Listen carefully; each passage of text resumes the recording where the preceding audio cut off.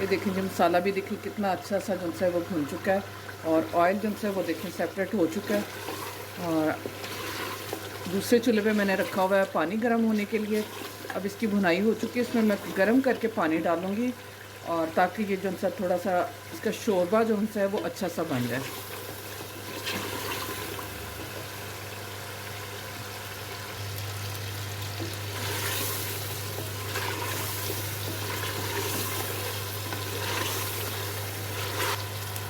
अब मैं इसमें डालूँगी तकरीबन 2 जग पानी और ये मैंने गर्म कर लिया था।